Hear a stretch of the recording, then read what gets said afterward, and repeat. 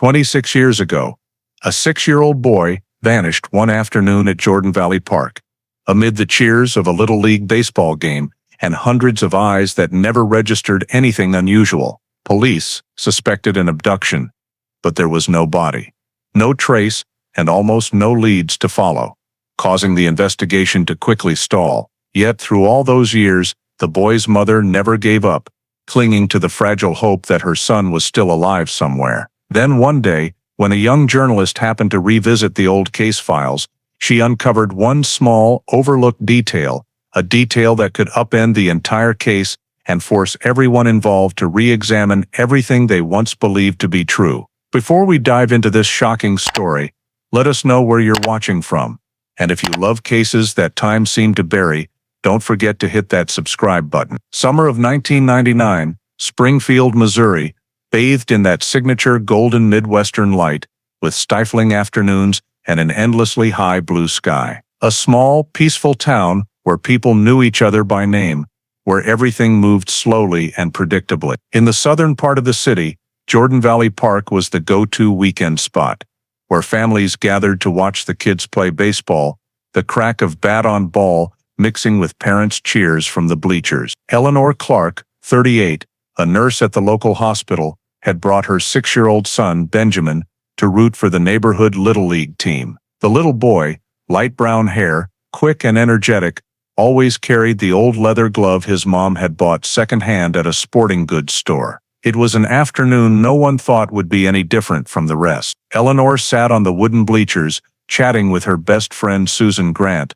eyes flicking between the game and reminding Benjamin not to wander too far. On the field, kids laughed and played in sweat-soaked uniforms, while the umpire's calls cut through the still hot air. When a ball was hit foul, Benjamin took off after it, darting past the edge of the field to retrieve it. Eleanor glanced over, smiled, then turned back to her conversation. A few minutes passed.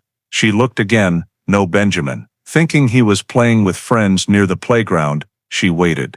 The game ended, the crowd thinned out, and the seat where Benjamin had been remained empty. Unease crept into her voice as she called his name, softly at first, then louder, then in a full scream. Susan and a few other parents immediately fanned out, searching the field, the playground, the bathrooms, the paths along the fence. No answer. Someone said they'd seen a boy in a white shirt heading toward the concession area, but when they checked, there was no one. Late afternoon light painted the park in soft orange. Long shadows stretched across the grass. Eleanor began to panic, shouting his name until her voice cracked, then ran to the small park office, borrowed the landline, hands shaking so badly she had to dial twice. She told the Springfield police dispatcher that her 6-year-old son was missing from Jordan Valley Park. At Springfield PD's Central Dispatch, Eleanor Clark's call came in late in the shift, amid the usual end-of-day noise. Through the static and chaos, the dispatcher had to ask the frantic woman to repeat herself several times. A 6-year-old boy missing at Jordan Valley Park. The operator immediately triggered the rapid response protocol for child cases. Less than 15 minutes later, the first 2 patrol cars arrived. By then, most of the crowd had thinned. Only a handful of parents remained clustered around a trembling Eleanor near the fence. An officer ordered everyone to stay put and sealed off the central ball field area. Park security was temporarily reassigned to block the north exit and parking lot, so no one could leave the scene unnoticed. In minutes, the noisy playground had become a controlled zone. Radio chatter and people calling Benjamin's name echoed everywhere. The first officers began quick witness interviews. One father said he saw Benjamin run toward the fence, holding the ball, but wasn't sure where he went after that. A woman mentioned feeling like someone was watching the kids from a distance, possibly a man in a light-colored shirt. A concession worker recalled hearing a pickup truck start up fast near the side gate, but didn't catch the plate.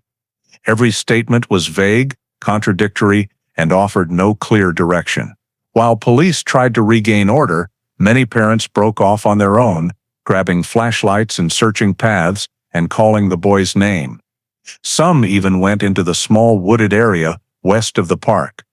Officers kept telling them to stop, so they wouldn't destroy evidence. In the central area, another team swept the playground, bathrooms, and concession stands. No abandoned belongings, no lost child. The weather was turning.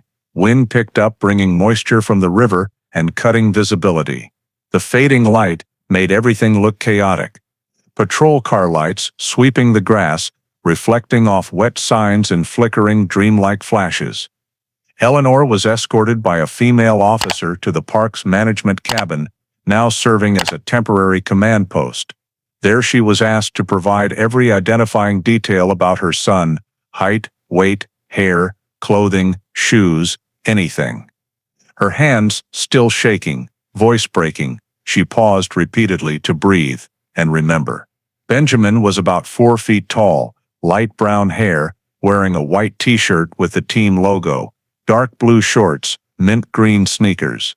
An officer wrote it all down, along with the estimated time of disappearance. Outside, officers set up barricades around the field and bathrooms and checked every vehicle still in the lot, handwriting license plates for urgent data entry. Another team searched the exit route toward Route 60, the road linking the park to eastern neighborhoods. Along the fence, they found a few adult shoe prints, but age unknown, possibly from game attendees. Every small detail was photographed, numbered, and bagged. The initial on-scene report classified the case as missing child, critical. When full darkness fell, red and blue police lights still swept the wet grass, reflecting off empty bleachers that only hours earlier had rung with laughter. One last officer checking the parking lot returned, shaking his head. Nothing, no trace, no sound, no one saw Benjamin leave the park. Everyone slowly realized this was no ordinary lost child case. The compiled report from the scene went straight to City Command with a formal recommendation: treat it as a possible abduction. Jordan Valley Park was fully sealed overnight, and Springfield entered the first hours of a search no one knew how long would last. As night blanketed the city, Springfield PD's detective unit was mobilized to Jordan Valley Park. The area around the ball field was cordoned off. Floodlights from patrol cars lit patches of grass in hazy white beams through thick fog.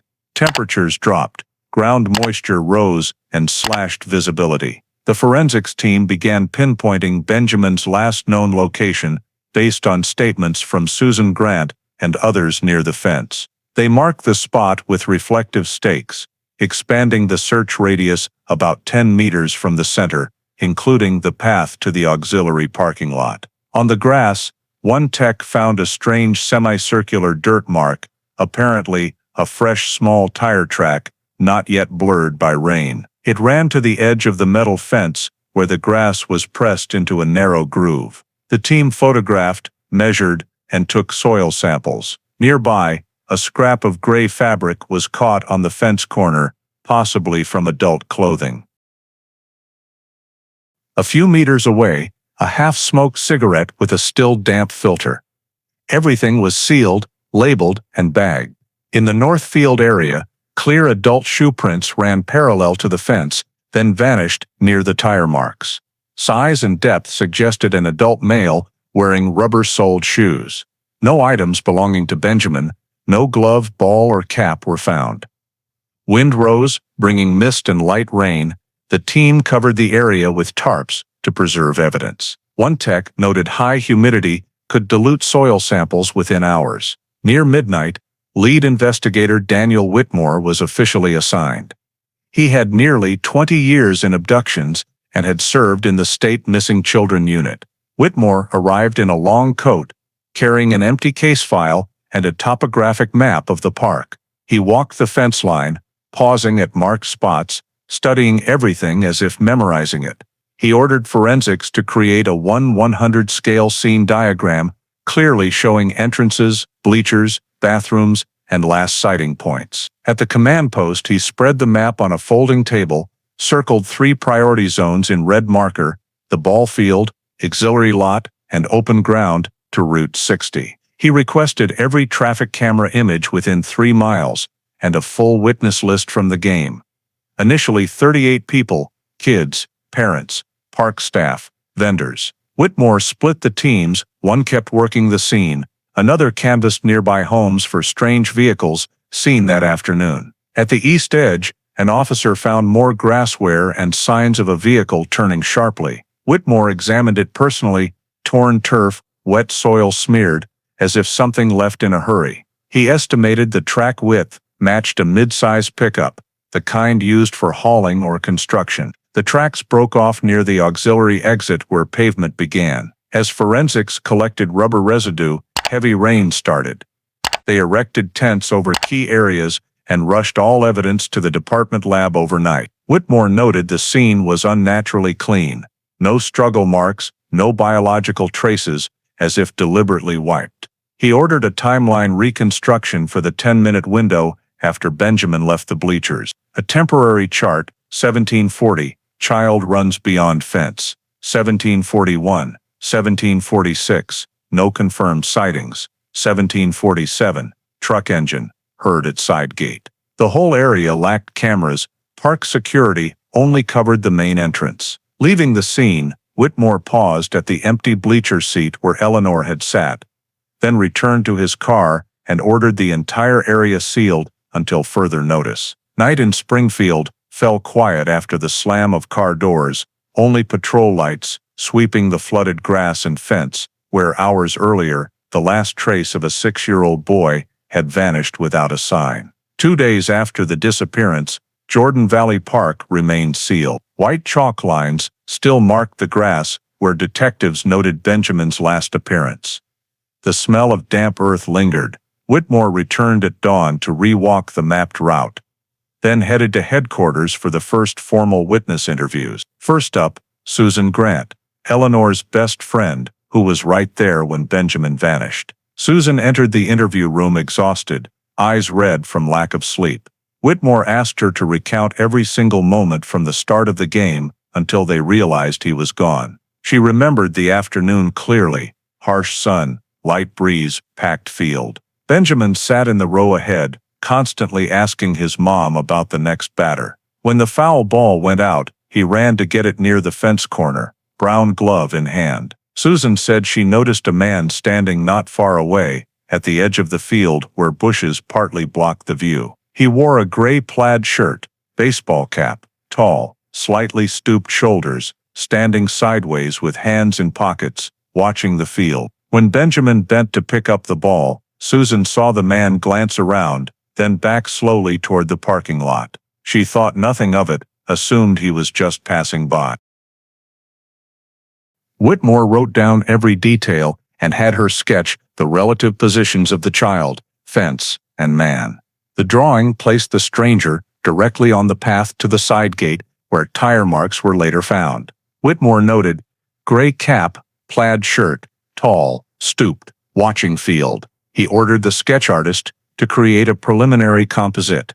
Meanwhile, other detectives interviewed additional parents. One man, Harvey Jacobs, said while packing up, after the game, he saw an older brown pickup parked on the shoulder, engine running. He figured the driver was waiting for someone, because minutes later, it took off fast toward Route 60. Harvey didn't get a good look at the driver, only remembered the loud engine and peeling silver paint on the door. When timelines were cross-checked, the departure matched Whitmore's 1747 window exactly. 2 unrelated witnesses gave nearly identical accounts: a tall man in plaid near the fence and an old brown pickup leaving the park. Whitmore ordered a search of registered older brown vehicles in the Springfield area, focusing on late 80s Sez to mid-90s Ford Broncos. The initial data pull was still too broad. He compiled every statement from the first 2 days, eliminated duplicates and contradictions, and kept 3 consistent points: strange tall man in plaid shirt and gray cap, old brown pickup, departure time matching the disappearance. Using those elements, the identification artist and forensics began building a composite sketch. In a temporary second-floor office, fragments came together: long face, slightly hooked nose, one shoulder lower than the other, dark brown wavy hair. Susan was brought back to review it. She said it was chillingly accurate. Whitmore had them adjust the cap and add mouth wrinkles. The finished composite was printed and sent to every police department in Missouri, along with the suspect vehicle description. In the file, Whitmore wrote clearly, "Suspect male, approx.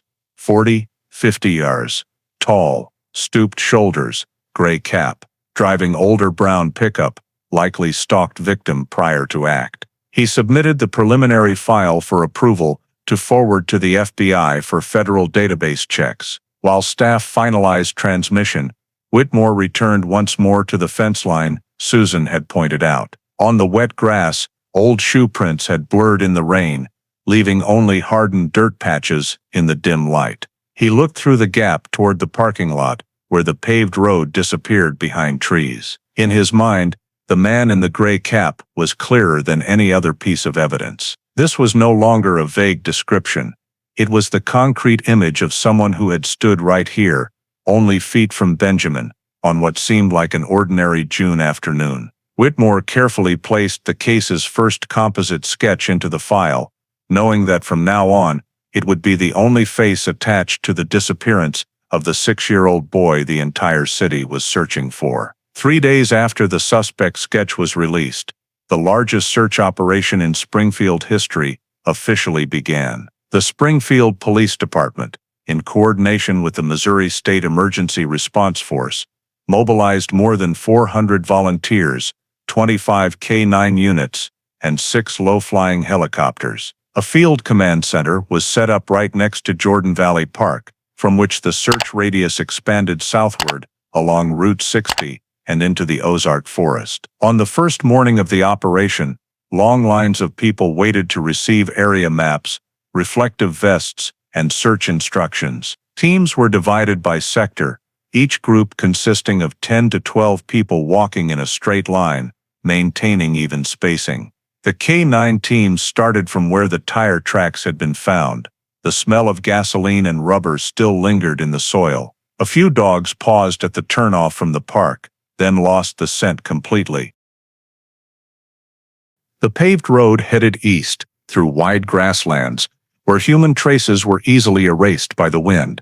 Helicopters circled overhead, sweeping searchlights along the forest edge, looking for anything that reflected light.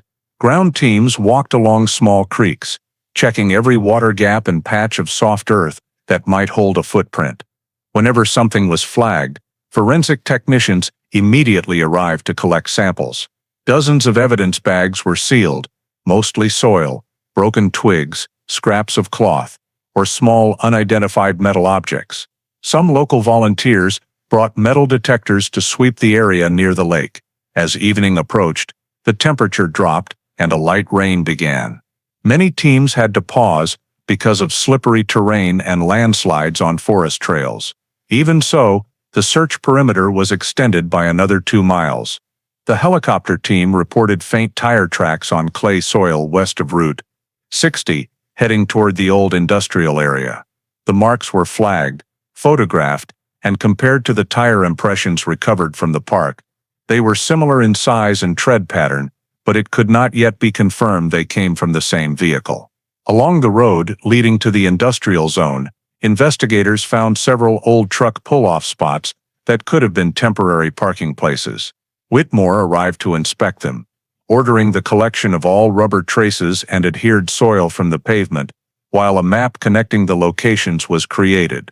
At the command center, the large wall map gradually filled with red markers, each one representing a searched location. Data analysts entered terrain details, wind direction, and search times into the system to pinpoint the most likely areas. Dozens of calls came in from nearby residents. Many claimed to have seen a brown truck driving through rural areas on the evening of the disappearance. But the descriptions varied in timing and direction. Police verified every call yet found no supporting physical evidence. In the following days, the search extended to the edge of the Ozark Forest, low dense hills filled with small caves. Teams used ropes and lighting equipment to check every crevice. One group found an old fire pit near a creek with signs of burned plastic, but quick analysis showed it was unrelated to the case. Beneath the surface of a small northern lake, rescue divers conducted a survey and found only rusted metal pieces and a few soda cans. No biological traces, no DNA, no blood. Each day the evidence list grew thicker, but its actual value was almost zero. Media gathered around the park, filming the long lines of searchers and creating enormous pressure on the investigation team. Whitmore spent most of his time inside the command tent monitoring the map and coordinating personnel, rarely speaking to the press. He repeatedly requested re-examination of brown truck registrations in the 3 surrounding counties, but the results remained repetitive. After 5 days, no new traces were found. Lab reports stated that the rubber samples recovered were not distinctive enough to identify a vehicle. Soil and footwear samples yielded no usable DNA. Everything returned to square one. Volunteers grew exhausted. Many left. Police gradually scaled back manpower, keeping only highly specialized teams to re-sweep the entire search area. Helicopter flights were reduced, operating only at dawn and dusk. On the map inside the tent, hundreds of markers showed locations that had been checked, yet none indicated a clear direction. At the summary meeting on the 7th day, Whitmore concluded there was no possibility Benjamin was still within the park or surrounding forest. He reported to his superiors that all existing evidence pointed to a premeditated act.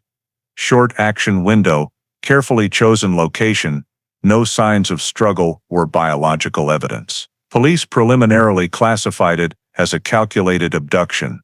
The suspect most likely had observed the target beforehand and acted within a window of no more than 4 minutes, using a prepared vehicle to leave the scene. As night fell on the 7th day, the last teams withdrew from the Ozark forest, their flashlight beams growing faint along the dirt road leading back to Route 60. Jordan Valley Park sank back into silence, guarded only by a few night security officers and yellow police tape fluttering in the wind. The search operation ended without a single piece of evidence revealing where the child had gone, leaving only a map covered in red dots and a hollow feeling that spread through everyone involved. News of the failed search operation spread across Springfield overnight. The next morning, local morning broadcasts opened with bold headlines, "6-year-old boy missing, search yields no results." Images of hundreds of volunteers walking in lines across fields, helicopters sweeping the Ozark forest, and Eleanor Clark's gaunt face as she left the command tent became the focal point. Sunday newspapers all ran photos of Benjamin in his baseball uniform, his bright smile on a small face. The boy's name was repeated constantly on statewide television, accompanied by the police release suspect sketch. Public pressure began to mount intensely. Hundreds of calls flooded the police tip line, most of them rumors and guesses. Some insisted they had seen a brown truck in various places around Springfield, but verification showed none matched. Reporters set up camp in front of Jordan Valley Park, turning the once quiet area into a hub of satellite trucks, floodlights, and journalists. Every morning, local anchors opened their broadcasts with the latest updates, while viewers debated whether police had missed something in the early days. At police headquarters, Whitmore held the first press conference alongside the department's media liaison and a state investigator. He summarized the search process, confirmed there was no evidence Benjamin remained in the area, and stated the case was being investigated as a premeditated abduction. Eleanor and a few family members were brought to attend, sitting in the front row, her face tense and eyes ringed with dark circles. When invited to speak, she said only a few short sentences, pleading that if someone was holding Benjamin, they return him home safely. That image was broadcast across national networks and became the centerpiece of Missouri's evening news. The number of reporters doubled within days, overwhelming the investigation team. Police had to establish a separate press area and restrict interview zones to prevent journalists from approaching witnesses. Still, rumors spread faster than official information. On radio networks and the online forums of the time, people began discussing different theories. Some said the boy had gotten lost deep in the woods. Others believed it was personal revenge, and some even suspected the family itself was involved. Eleanor became the center of attention despite appearing before cameras only a few times. Neighbors said she barely left her house and only answered calls from police. A group of local residents organized an outdoor prayer vigil for Benjamin, Hundreds held candles and "Bring him home" signs along the road in front of the park. Police tried to maintain order, but could not escape the growing public pressure. Internally, daily reports showed no progress. Every lead ended in a dead end. Each time Whitmore stepped out of the building, cameras turned toward him with a barrage of questions. Do you have a suspect? Is the boy still alive? Why hasn't anyone been arrested? He answered briefly that the investigation was ongoing. The local radio station aired special programs interviewing criminologists about how a suspect could act in such a short time frame, fueling further curiosity and fear among the public. Parents around Springfield started keeping their children indoors. Playgrounds and parks grew quiet. The city council held an emergency meeting on community safety, demanding increased police patrols around schools. The press kept hammering on the delay in locating the brown truck, questioning why the owner had not yet been identified. On national television, anchors analyzed every detail and compared the case to similar past disappearances. All of it turned the case into an obsession across the state. Meanwhile, Whitmore's team had almost no time to rest. They were constantly answering interviews and processing hundreds of new tips. A few came from neighboring states, but verification showed only coincidences. The city police chief held an internal meeting ordering all personnel to remain at maximum alert. The case file was officially reclassified as abduction, active investigation, allowing additional state and federal resources. Whitmore added updates to the file, including the evidence list and suspect sketch, and requested increased surveillance of all roads leaving Springfield within a 50-mile radius. Even so, every police move was scrutinized by the media. Whenever additional vehicles were deployed or a new field tent went up, the news appeared in papers the same day. The pressure made the atmosphere inside headquarters heavy. Many officers worried that excessive public involvement could distort critical details. Whitmore wrote in his end-of-day report, "The media and public are driving the pace of the investigation faster than we can keep up." Springfield, once a peaceful city, was now split into two camps. Those who believed Benjamin was still alive, and those who thought he could never return. Between those two camps, the investigation had to continue under the glare of camera lights and whispers that spread through every small street corner in Missouri. More than a week after the case was classified as abduction, active investigation, Whitmore's team focused on the only remaining solid lead, the old brown truck. A list of registered Ford Bronco owners within the 3 surrounding counties was pulled from the DMV, totaling more than 280 vehicles. The data team narrowed it down to those matching witness descriptions: dark brown paint peeling on the doors, model years from the late 1980s to early 1990s. When the list was reduced to just over 30 names, one stood out: Arthur Bell, 45 years old, freelance electrician, formerly living near Jordan Valley Park. Records showed he had a prior arrest for child enticement in Kansas in 1982, but was acquitted for lack of evidence. Whitmore immediately ordered a full background check and discovered Bell had received an administrative warning in Springfield in 1994 for disturbing the peace. He lived alone in a small rented house on the east side of town and frequently changed short-term construction jobs. Tax records showed irregular, unstable income.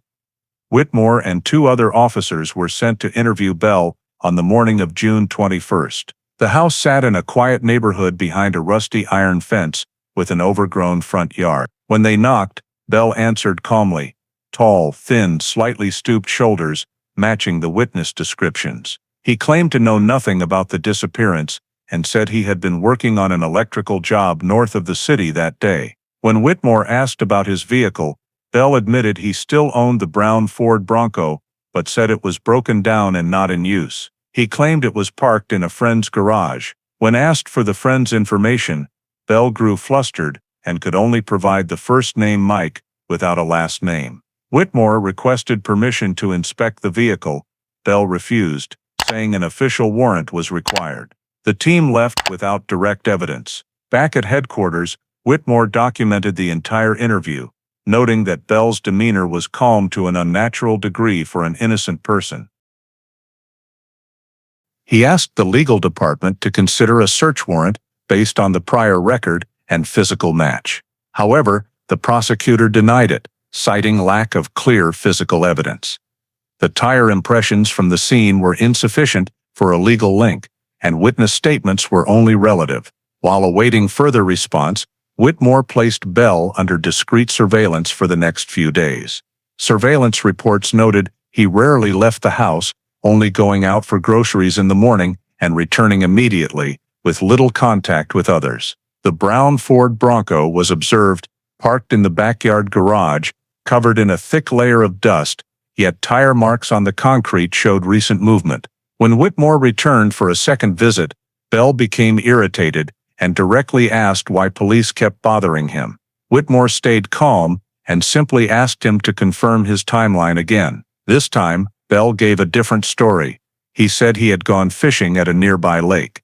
The inconsistency was noted in the file. Whitmore began to feel something was seriously wrong. At that evening's meeting, he presented that Bell matched every description: appearance, vehicle, criminal history, and evasive behavior. However, superiors still demanded more evidence before taking the next step. A separate team was assigned to check the area around Bell's house for possible evidence concealment.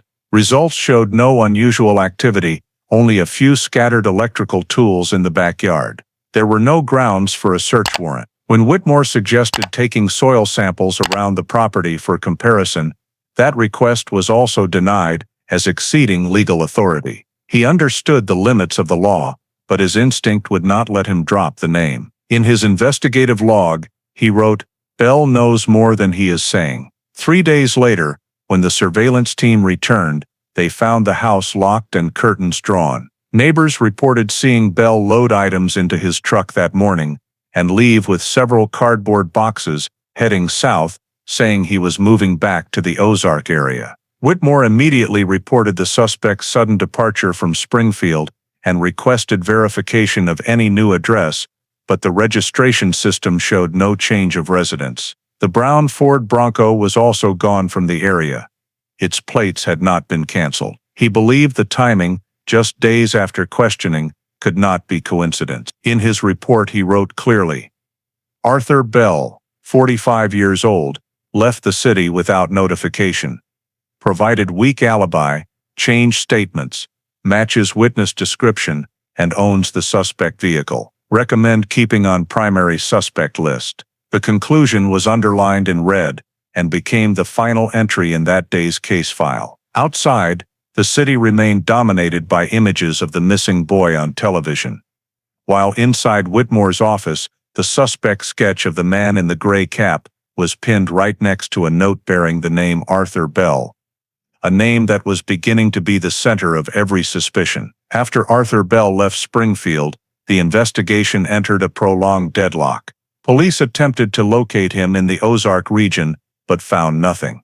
The brown Ford Bronco disappeared from registration records and never appeared on any state traffic cameras. While Whitmore continued pushing to widen the search, the department faced heavy pressure from media and local government, demanding concrete progress reports. To satisfy the public, multiple new lines of inquiry were opened simultaneously, but most quickly hit dead ends. 1 week after Bell vanished, police received an anonymous call from a man claiming to be a witness who had seen Benjamin with a woman at a gas station along Route 65.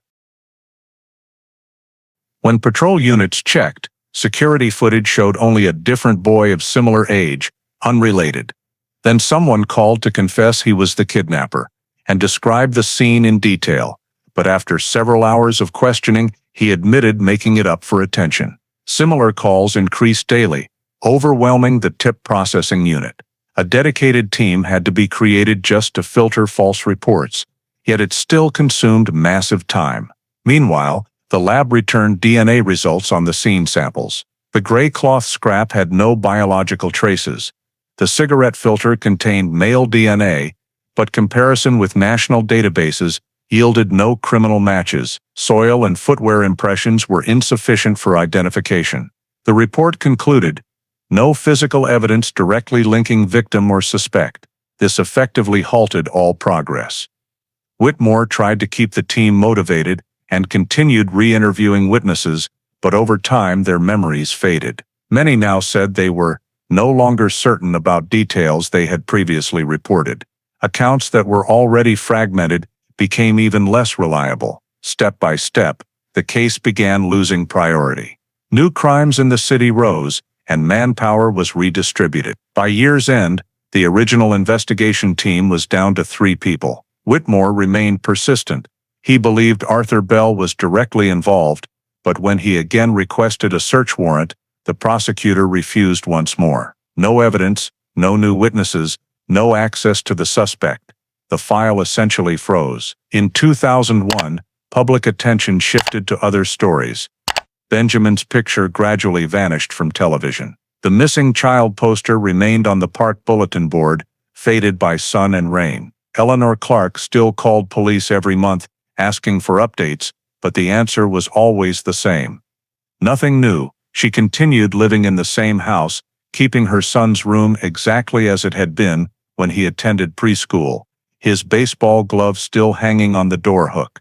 Whitmore visited several times to update her with whatever he could, though in reality there was nothing new to share. In his notebook, the final lines about the case were brief.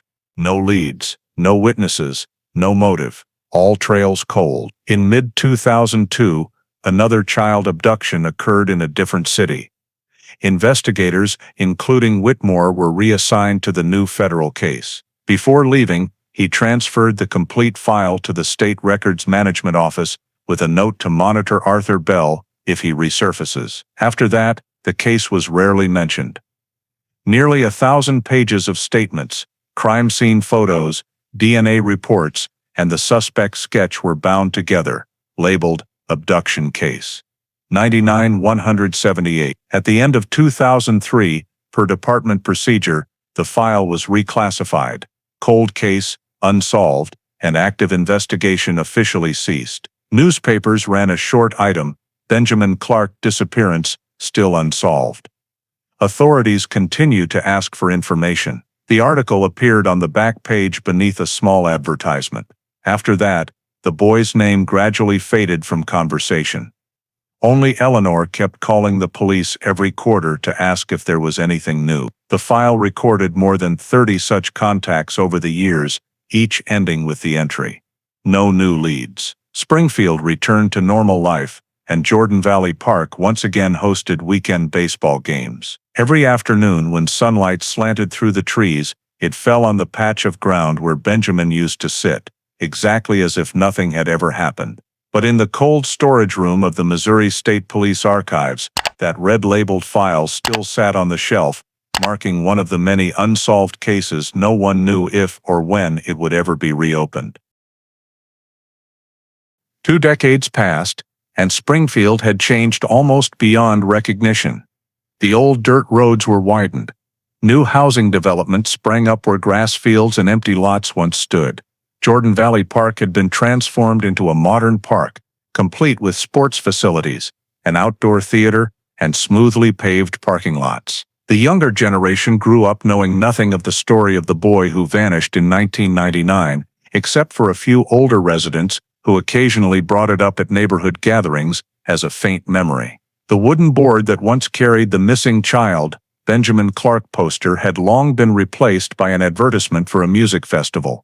In the archives of the Missouri State Police, the case file still sat on the bottom shelf, covered in dust, labeled Cold Case, Unsolved. Whitmore had retired in 2010 after 30 years of service. He lived quietly on the outskirts of town and rarely spoke of the case. Whenever reporters asked him about his unsolved cases, he would only say, "Some mysteries don't have endings. Time fades everything, even persistence." That changed in the spring of 2019, when a 26-year-old journalist named Rachel Moore began a personal project. Fresh out of journalism school and working at a small Missouri radio station, she was researching material for a segment called Forgotten Crimes when she stumbled across an old article about Benjamin Clark's disappearance. The black and white photo of the boy standing by the ballpark fence haunted her. No closure, no answers, just a story that stopped in the middle. From that moment, she decided to dig deeper. Rachel requested access to public records, and reviewed the original reports. Among hundreds of yellowed pages, she noticed the name Arthur Bell mentioned repeatedly, along with the note left Springfield, current location unknown. The match between the suspect description and witness statements convinced her the case had never been fully investigated. In May of that year, she launched an investigative podcast titled The Boy in the Ballpark. The first episode recounted the disappearance in a calm narration, intercut with actual audio from 1999 news broadcasts. Early listeners were gripped by how she recreated the atmosphere of that day, the sound of police sirens, the loudspeaker calling the child's name, and the silence that fell over the park once the search ended. The podcast quickly gained tens of thousands of downloads within weeks. She interviewed old witnesses, including a park employee who had joined the search, and let them describe their memories. Each episode was a small puzzle piece, gradually rebuilding the full timeline of the case. By episode 5, Rachel brought up Arthur Bell, the man who owned a brown Ford Bronco, had been questioned, but never charged. Her voice grew quieter as she read Whitmore's handwritten note. "He knows more than he's saying." That line spread rapidly across social media and sparked public curiosity about the forgotten suspect. Within days, Arthur Bell became a trending topic on local forums. Many believed the police had made a mistake by dropping the lead. A campaign to reopen the file gained traction, with hundreds of emails sent to the Springfield Police Department and the State Attorney General's office. Missouri television stations began covering the story again, interviewing Rachel about her project. When asked why she chose this case, she answered simply, "Because nobody else was doing it anymore." Public pressure forced the authorities to take notice. An internal meeting was held to assess the legality of reopening the old file. Daniel Whitmore's name reappeared on the potential witness list. With help from a friend in the industry, Rachel tracked down his address on the city's outskirts and paid him a visit. Whitmore was nearly 70 by then, his hair completely white, his steps slow, but his memory sharp. He recalled every detail of the scene, the dirt, every blurred tire track left by the rain. When Rachel asked if he still thought about the case, he gave a faint smile and said, "I never stopped." That answer appeared in episode 7 and sent shockwaves through the audience. Listeners could hear the regret in the voice of an investigator who once believed he could find the truth, but ran out of time to prove it. After the episode aired, the radio station received hundreds of letters urging the state to reopen the case. Public pressure reached a point where the Missouri State Police issued a statement saying they would re-examine the Benjamin Clark case within the limits of the law. When Whitmore saw the news on television, he quietly folded the newspaper. He knew that after 20 years, the case he had set aside in silence was being dragged back into the light. Not by an official order or a superior's directive, but by the voice of a young woman who had never witnessed what happened. That night, he pulled his own private file from an old cabinet, copies of crime scene photos, and the composite sketch of the man in the gray cap. The paper had yellowed, but his red-penned circles around the name Arthur Bell were still clear. He stared at it for a long time, then carefully folded everything back up and decided to write a letter to the Missouri Attorney General's office, requesting a full re-examination of the file. In that short letter, he wrote only one line: "If the case is reopened, I am ready to return to my desk." In early 2020, following the wave of attention generated by Rachel Moore's podcast, the Missouri Attorney General's office announced the creation of a special unit called the Cold Case Task Force to review unsolved disappearances from the previous 2 decades. The project was partially funded by state budget money and federal grants for DNA investigation. Among dozens of cases flagged for review,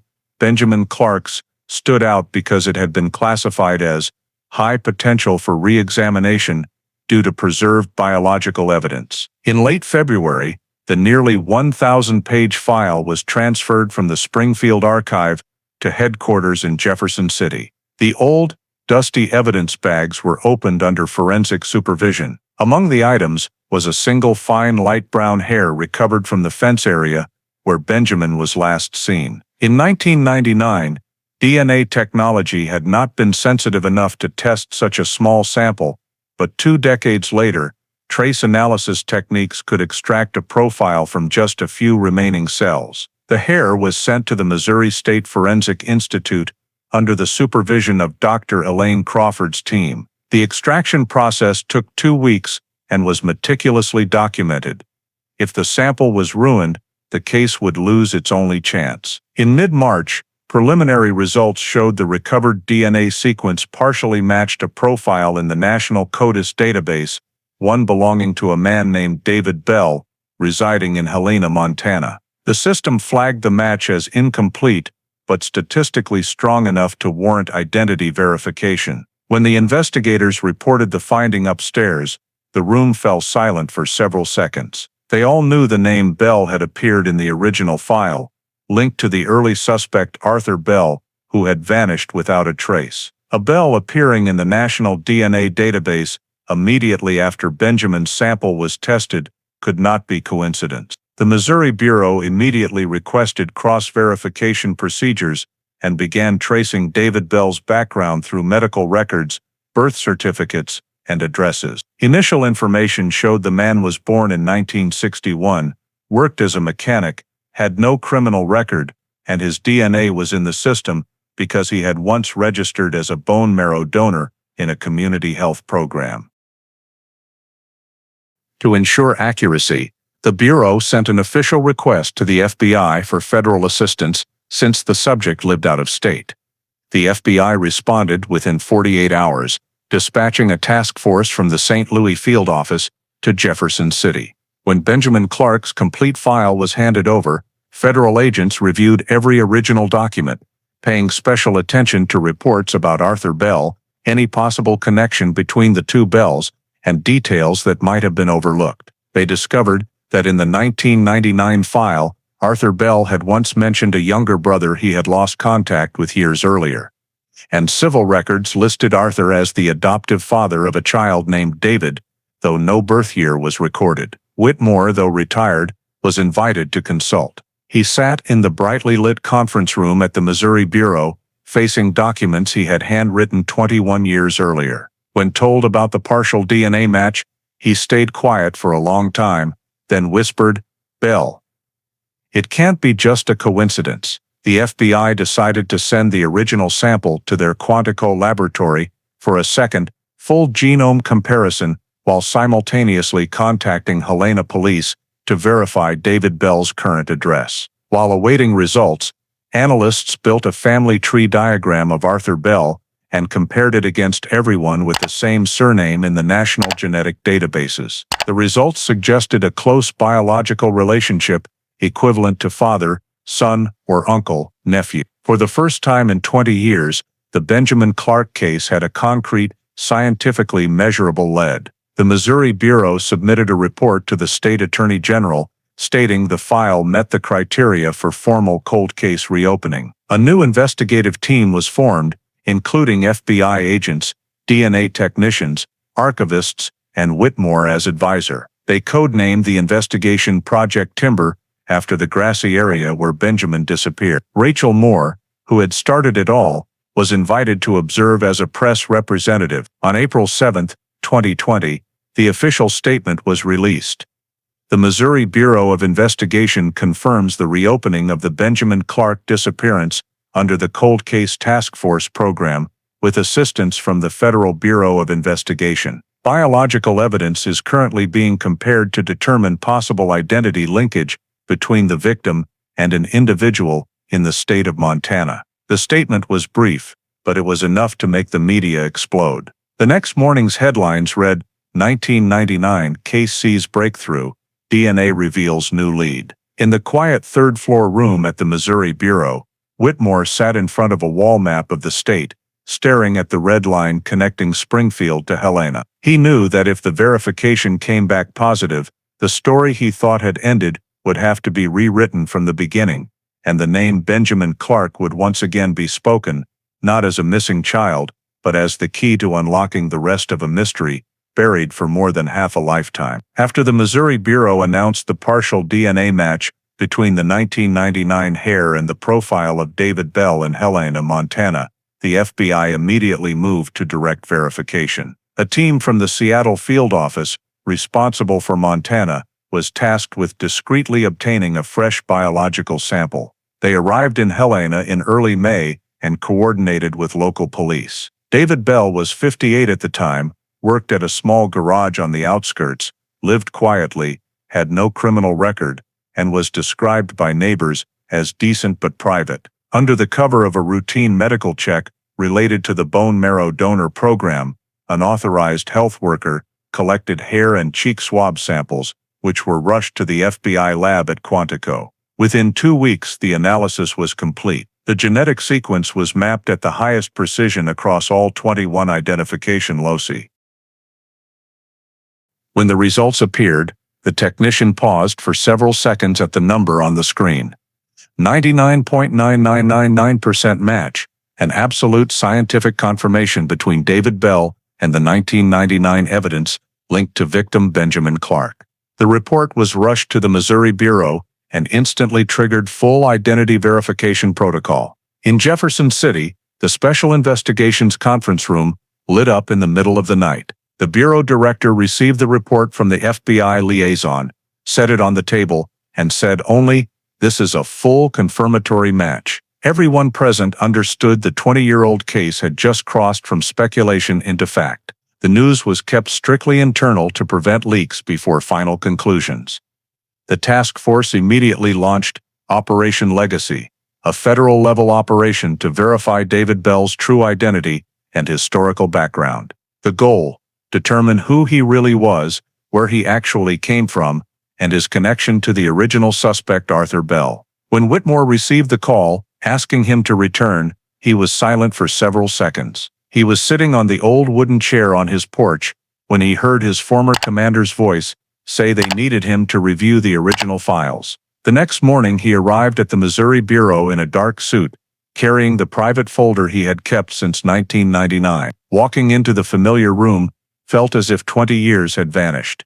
On the table were the new DNA printouts, numbers and charts he had once only dreamed of having, while the trail was still hot. Whitmore was tasked with advising the records review team, focusing on cross-checking David Bell's census data, birth certificate, and immigration records. On the very first day, the team uncovered multiple anomalies. His birth certificate was registered in 1970 in Montana, listed no biological parents, and stated only adopted by Arthur Bell. That single line shifted every suspicion.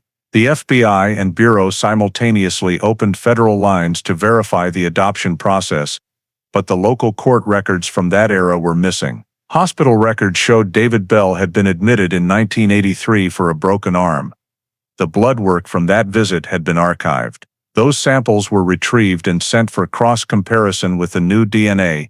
Results came back 100% consistent, confirming the biological data was genuine. Subsequent steps focused on Arthur Bell's movements between 1999 and 2003. Through tax and driver's license records, the FBI confirmed Arthur had lived briefly in Helena during the exact period Benjamin disappeared.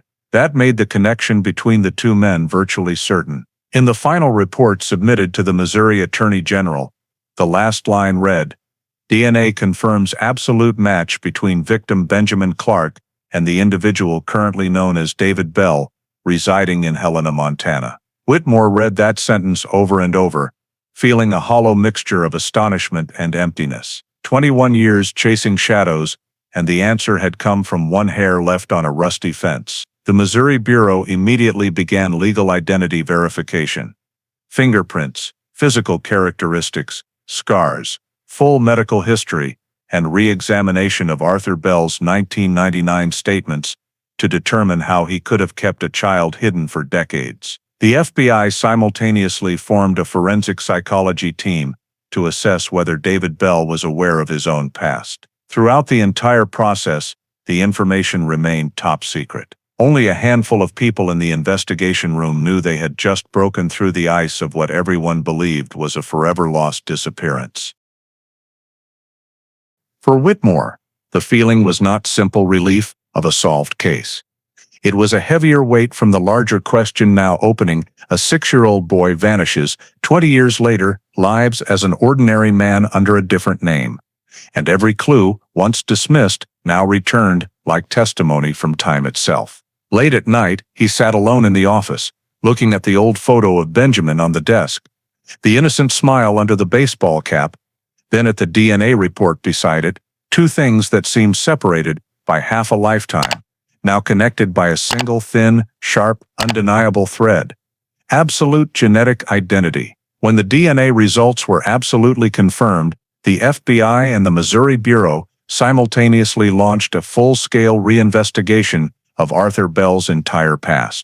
The first target was his old house in the Ozark region, believed to be his final hideout before leaving Springfield. The house sat deep in dense forest, nearly 2 miles from the main road, abandoned for years, with broken windows and weeds choking the path. A joint federal forensics team and local police executed a court-authorized search. The property remained registered in Bell's name until 2017. Inside, thick dust covered everything, yet most items were untouched: workbench, power tools, and sealed cardboard boxes. While sweeping the ground floor, an agent noticed mismatched wood flooring at the end of the hallway, nailed down with old nails. Prying it up revealed a carefully concealed metal basement hatch, secured from the outside by 2 rusted iron bars. When opened, a damp, moldy gust rushed out, the stench of rotted wood and dust, forcing everyone to put on masks. Below was a small basement, roughly 6.5 feet high and 10 paces wide, raw concrete walls, no windows, only a single bare bulb wired to a makeshift outlet. In one corner stood a rusted metal child's bed with a rotted mattress. Beside it, a blue plastic cabinet still holding a few toys, a small toy car, a rubber ball, and a scribbled drawing of a baseball field in pencil. Next to the cabinet lay a neat stack of children's clothes, mostly rotted, but one Springfield Little League t-shirt still recognizable. Everything was sealed, labeled as evidence, and sent to the lab. At the scene, technicians recovered several hairs clinging to the bed frame and mattress. DNA testing later confirmed a perfect match with Benjamin Clark's profile, results released within 48 hours. The match erased all doubt Benjamin had been held in that house for an extended period. The basement also contained a locked wooden box holding a black-covered notebook written in neat handwriting, logging dates and short descriptions of Bell's actions. Early pages meticulously recorded, bringing the boy home, teaching him his new name, stay quiet when someone knocks.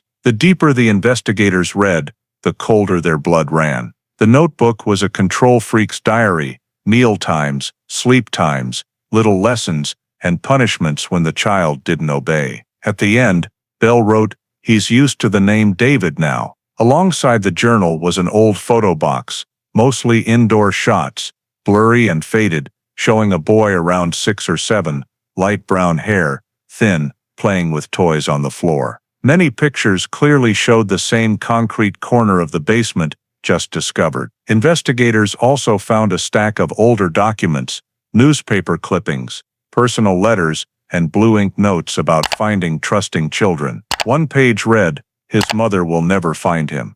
The cold, emotionless lines made everyone in the evidence room pause. Everything was photographed and uploaded to the digital case file. Upstairs, they located a tin box containing personal papers, driver's license, a forged birth certificate for David Bell, and invalid adoption papers lacking notarization. Legal experts confirmed Bell had created fake records to legitimize the child's identity. Likely after leaving Springfield, on the living room wall hung a single framed photo, Bell standing beside a smiling child whose face was identical to the missing person photo of Benjamin. The glass was cracked, thick dust covering it. Civil records showed the house was sealed after Bell died of a stroke in 2017 at the local hospital. His body was buried in a nearby small-town cemetery with no family present. His death had been recorded as natural, arousing no suspicion. Neighbors described Bell as quiet and reclusive, rarely leaving the house, though in the early years some recalled hearing faint talking from below. When asked, they assumed it was a radio. After Bell died, the house sat abandoned. No one suspected a sealed basement beneath. Every detail was documented in the report. basement depth, electrical layout, bulb wiring position, all indicating deliberate design, not a normal storm cellar. Whitmore, present during the initial search, stood silently for a long time in front of the rusted iron bed. He knew these items were the final evidence confirming what he had sensed for 20 years. As the tech team packed up, he bent down, picked up the forgotten baseball field drawing from the floor, folded it carefully, and slipped it into his pocket like an inseparable piece of memory. The FBI's final report concluded, Arthur Bell's residence in the Ozark region was the location where Benjamin Clark was held following his 1999 abduction. Evidence including toys, clothing, photographs, journal and DNA traces confirmed the victim's presence. Arthur Bell died in 2017 of natural stroke. No accomplices identified. The file was stamped in red confirmed location of captivity. As they left the house, a light Ozark rain fell, the ground muddy, wind rustling through old trees. No one spoke, only the click of final photographs. 2 decades earlier, everything had begun with a faint mark on the grass. Now every answer lay in that damp basement, where time had frozen alongside a crime that left only silent traces of the past. After the Ozark house was searched and overwhelming evidence confirmed Benjamin Clark had been held there, the FBI moved to the final step, legally verifying the identity of the man currently known as David Bell. Although DNA from his personal items already matched perfectly with the 1999 sample, procedure required a direct test to eliminate any possibility of error. In late June, David Bell was invited to the FBI office in Helena under the pretext of assisting with genetic record verification in a civil investigation. The appointment proceeded quietly. Agents kept everything discreet. They explained they needed blood and hair samples for comparison with federal genetic data and asked him to sign a consent form. Bell was cooperative, asked few questions, and simply said, "If it helps someone, I'm happy to do it." The biological samples were sealed and rushed to the FBI lab in Quantico for full analysis. Within 72 hours, results were sent to the Missouri Bureau. The DNA sequence from David Bell's blood matched 99.99% with the sample preserved from Eleanor Clark, Benjamin's biological mother. That figure was not only scientific confirmation, but irrefutable proof of the mother-son blood relationship. The report was stamped confirmed match and immediately forwarded to federal level. Concurrently, Missouri Bureau investigators cross-referenced physical and medical data. Hospital records from 1998 showed Benjamin had broken his left arm playing ball, leaving a small scar above the elbow. Montana police, at FBI request, photographed David Bell's left arm. At the exact spot was a thin 4-centimeter scar of identical shape. Additionally, fingerprints and hand bone structure were compared with old pediatric X-rays from Springfield. Results showed correspondence down to the smallest detail. These additional facts reinforced the DNA conclusion, confirming the man was the same 6-year-old boy who disappeared more than half a century earlier. When the consolidated report was complete, a closed-door meeting was held at Missouri Bureau headquarters. On screen, the headline read, "Identification confirmed. Case #99178. The Bureau director read the official conclusion aloud. Benjamin Clark, abducted June 10, 1999, in Springfield, Missouri, has been located alive under the current legal identity, David Bell, residing in Helena, Montana, verified through DNA testing, medical record comparison, and identifying characteristics." The room fell silent for several seconds, only the hum of the projector. Whitmore sat in the front row, staring at side-by-side photos of the boy from long ago and the man today, the eyes eerily identical, same light brown hair, the mouth tilting the same way when smiling. He felt a piece of decades-old memory finally closed. Afterward, the FBI and Bureau internal communications offices issued a confidential bulletin to relevant units. 1999 missing person victim located alive. Case status changed from missing person to recovered. Active verification. The information remained completely sealed, Only 4 individuals had access: the bureau director, 2 case agents, and Whitmore as advisor. Internally, every step of the verification process was meticulously documented. Sample collection, chain of custody, transport, analysis to ensure legality when the file was eventually made public. The task force continued working with Montana Vital Records to trace David Bell's identity chain. He had no original birth certificate. Paperwork stemmed from an illegal 1970 adoption procedure that matched documents found in Arthur Bell's house. Tax records, driver's license, and Social Security were all issued based on the forged birth certificate. All data was compiled into an official identity restoration dossier bearing FBI and Missouri Bureau signatures. Finally, a special 12-page report was sent to the State Department of Justice titled Benjamin Clark, Found Alive After 52 Years. The last line of the conclusion read, DNA verification, absolute morphological characteristics fully matched, medical and genetic records consistent, victim located and alive.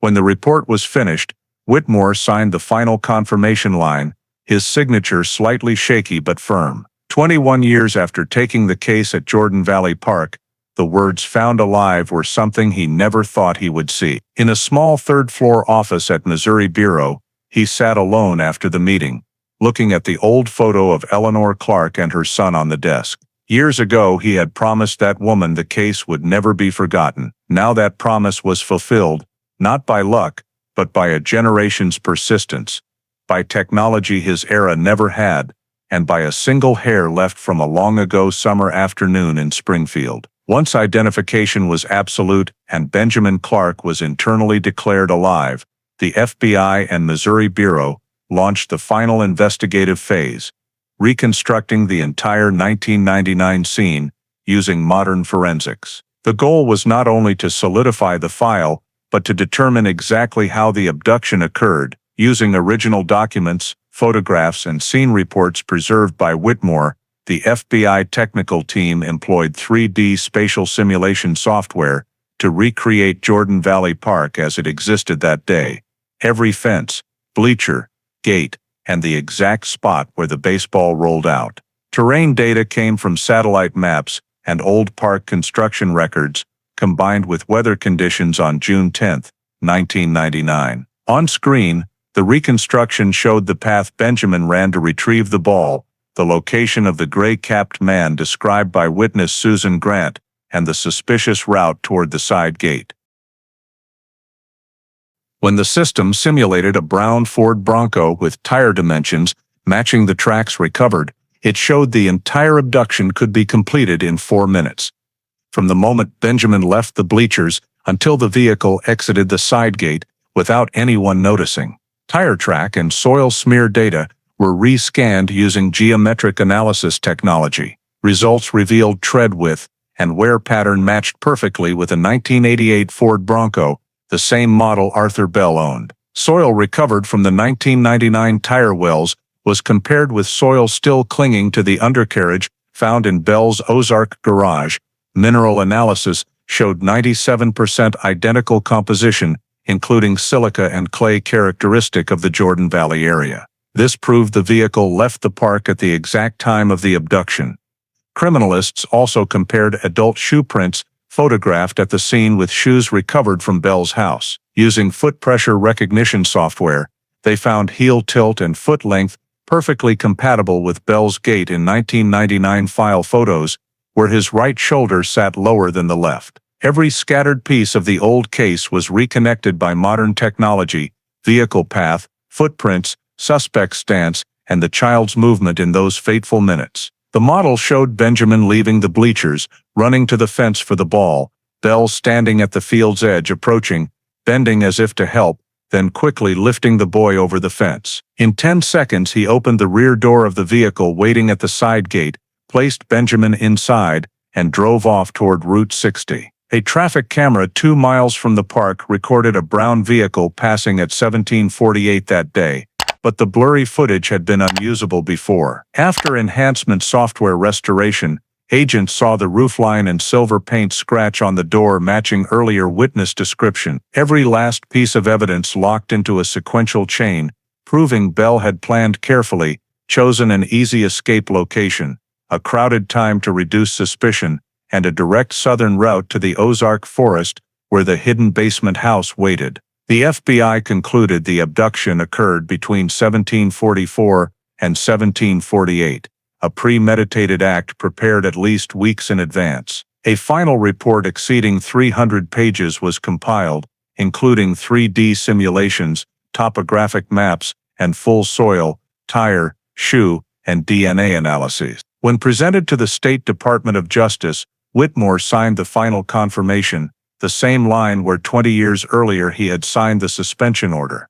This time, beneath his signature, the new status was printed in bold: case resolved, victim found alive. Benjamin Clark's file was officially closed at the investigative level, no longer a missing person or cold case, but the Missouri Bureau's first successful cold case identity restoration. At the internal closing ceremony, the St. Louis FBI regional director said simply, "20 years ago we had witnesses but no technology. Today we have technology to confirm what witnesses saw." The simulation data was archived in the federal system for training purposes. For Whitmore, watching the 3D model end with the brown vehicle leaving the park, he knew the questions that had haunted the second half of his life finally had answers, not from memory or intuition, but from truth rebuilt grain by grain of soil, tire track by tire track, fragment by fragment of a summer afternoon in 1999.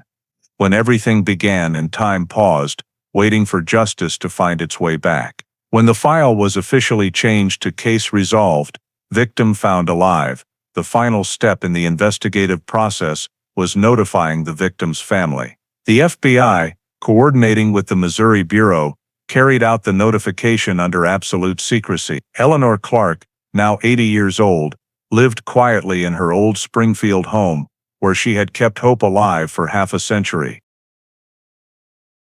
On a July morning, 2 federal agents and a local police representative knocked at her door. She recognized them immediately. Different faces, different uniforms, but the look and bearing reminded her of the officers in her front yard in 1999, telling her that her son was missing. This time, they carried a sealed envelope and asked her to sit. The lead agent's voice was low and deliberate. The latest FBI DNA test confirmed Benjamin Clark was alive and living under a different legal identity. No one in the room spoke for several seconds. Eleanor looked at them, silent, hands gripping the armrests. When the agent repeated the information, she nodded faintly, as if speaking might make it vanish. They walked her through the verification process: absolute genetic match, the scar, medical records, identity documents, all certified. Eleanor asked only one question, voice trembling slightly. "Is he okay?" One of the agents answered. "He's fine, ma'am." After she signed acknowledgement of notification, she was briefed on next steps: biological identity confirmation to complete legal formalities before the official reunion. The Missouri Bureau arranged a private session at their Springfield office where forensic specialists presented photo comparisons, fingerprints, and medical records. On screen, 2 images side by side, Benjamin at 6 and David Bell at 58. Eye color, mouth contour, scar on the arm. Everything matched. Eleanor sat straight, did not cry, only raised a hand to her mouth, eyes tracing every line of the face of the man she never thought she would see again. After the session, she signed the identity recognition document, a required formality that for her felt like the final step closing half a century of searching. Outside, FBI and State Justice Department media teams discussed public announcement plans, but decided to delay a few days for careful preparation. In the meantime, the Missouri Bureau consulted psychologists and legal advisors to ensure the reunion would be safe and stable for both parties. They had to account for every possibility: psychological shock, unpredictable reactions, or media overload. Whitmore, still involved as advisor, attended the planning meeting. He recommended keeping it small, limited participants, no press. After 20 years, what they need is to see each other, not cameras, he said. The plan was approved. The official meeting between Eleanor and her son was scheduled at the FBI office in St. Louis, a neutral, secure location with full media control. In the last week of July, agents visited Eleanor's home to brief her on travel details. She was taken for a medical check, received psychological counseling, and signed a confidentiality agreement prior to the meeting. As the car left Springfield, Eleanor carried a small box containing the old photo of 6-year-old Benjamin looking up in the sunlight of Jordan Valley Park. In the internal FBI report was noted, family fully notified, biological identification confirmed matching, and agreed to participate in official reunion under Missouri Bureau's supervision. Another line read, mother exhibiting stable condition, cooperative, ready for direct contact. When the summary reached Whitmore, he glanced at it, set it down, and said nothing. After more than 2 decades of pursuit and thousands of investigative hours, that moment, when a mother learned her child was alive, was something he had imagined but never dared believe would truly happen. On the highway, the FBI vehicle carrying Eleanor passed through the low hills of Missouri, sunset painting the trees red. Inside, she sat silently, hands clasped around the photograph. No one spoke, only the steady roll of tires and a faint heartbeat. The rhythm of a different journey, no longer searching, but returning. That morning, the FBI office in St. Louis was partially sealed off, with agents guarding every entrance and exit. On the second floor, in the conference room, everything was arranged simply, 2 chairs facing each other, a small table in between, holding a box of tissues and a bottle of water. The curtains on the walls were drawn halfway, letting in just enough light. Eleanor Clark was brought in by a secure vehicle. At 79 years old, she still walked slowly and deliberately, her face deeply etched with the lines of time. When the door opened, she paused for a few seconds, took a deep breath, and stepped inside. Across the room, Benjamin, the man the world had known as David Bell, was sitting quietly, hands clasped together, eyes fixed on the floor. He was 58, tall, with salt and pepper hair, a thin and weathered face, and something strikingly familiar in his eyes. When she crossed the threshold, he looked up. They stared at each other in silence for several seconds. There were no cameras, no reporters, just a few witnesses. Whitmore, 2 agents, and a psychologist. None of them dared interrupt the moment.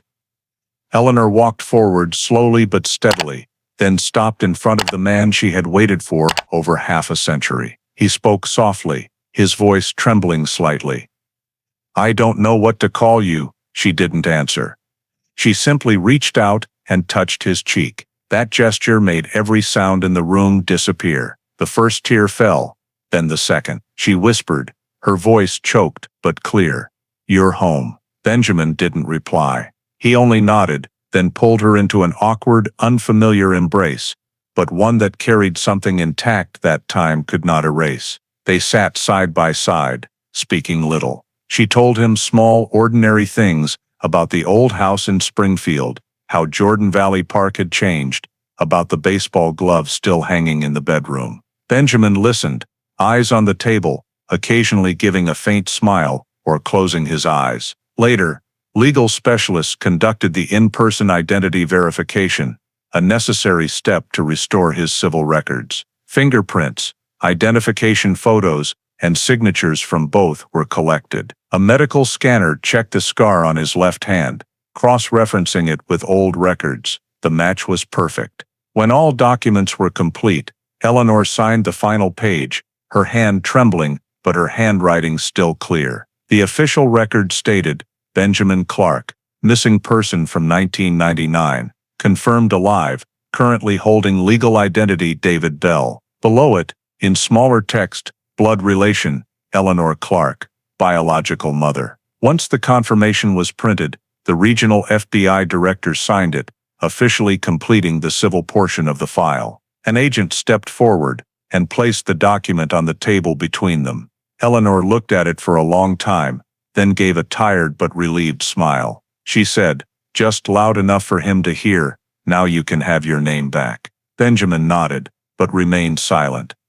After years living under another name, he had grown used to silence, to no one asking about his past. Now, all the memories locked inside Arthur Bell's journals had suddenly become real. When asked if he remembered anything from his childhood in Springfield, he answered quietly, "Just one smell. Fresh cut grass and baseball leather."